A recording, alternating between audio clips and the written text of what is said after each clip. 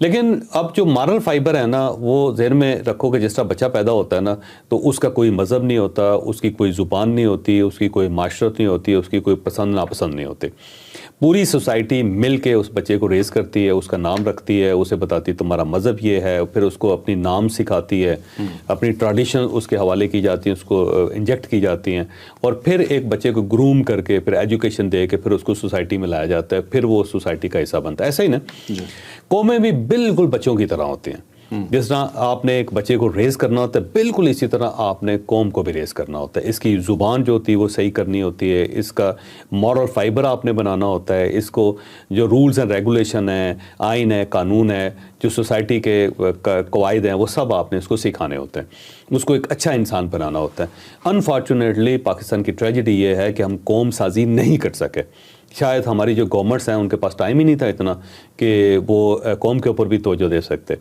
تو moral fibre بہت، یعنی پورے پاکستان میں لوگوں کو آج تک تھوکنے کا پتہ نہیں ہے کہ تھوکنا کیسے.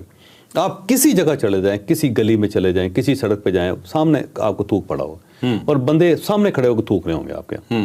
اور اس کا مطلب یہ ہوا کہ ہم آج تک لوگوں کی یہ ایجوکیٹ نہیں کر سکے. واش روم جو ہے ان کے اندر ہے صابن ہونا چاہیے اور لیکوڈ سوپ ہونا چاہیے. دوسرا جو بار والا صابن ہوتا ہے اس سے جراثیم کیری کرتا ہے ایک ہاتھ سے دوسرے ہاتھ.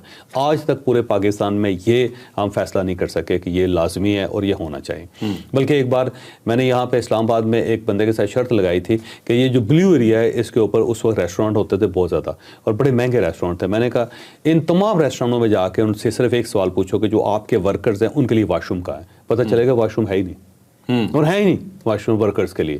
جو ہوتے ہیں کسٹمرز کے لیے ہوتے ہیں، وہ یوز ہو رہے ہیں. نہیں وہ تو یوز ہوتے ہی نہیں نا. آپ نے کبھی دیکھا ہے کوئی ویٹر ہو یا جو خانسامہ ہو وہ واش روم استعمال کر رہا ہو؟ نہیں، وہ کسٹمرز کے لیے ہوتے ہیں. یہ وہ جو لوگ ہیں یہ واش روم استعمال کرتے ہی نہیں، اور اگر کرتے ہیں تو نالیوں کے اوپر جا کے بیٹھتے ہیں اور انہی گندے ہاتھوں کے ساتھ یہ کھانا بنا کے 10,000 روپے کا بیچتے ہیں آپ کو. تو یہ ہم آج تک یہ بھی نہیں کر سکے. تو جب ہم قوم سازی کر ہی نہیں سکے تو پھر اس میں اس ٹائپ کے انسیڈنٹ تو ہوتے ہیں. مسجدوں کے اندر سے ٹوٹیاں چوری ہو جاتی ہیں، مسجدوں کے اندر سے پنکھے چوری ہو جاتے ہیں، مسجدوں کے اوپر سے جو ان کے چندہ باکس ہوتے ہیں وہ توڑ کے لوگ پیسے نکال کے لے جاتے ہیں. قبرستانوں کے اندر سے کفن چوری ہوتے ہیں. کبھی ہوتا ہے کبھی دنیا میں کہ آپ مردے کا کفن کھینچ کے لے جائیں سر. اور جو قبرستان ہے وہاں پہ ہیروئنچی بیٹھ کے ہیروئن پی رہے ہوتے ہیں، وہاں پہ چرس پی رہے ہوتے ہیں. تو یہ چیزیں، اور اسکولوں کے اندر آپ دیکھ لیں صورتحال، جو ٹیچرز ہیں ان کی تربیت نہیں ہے.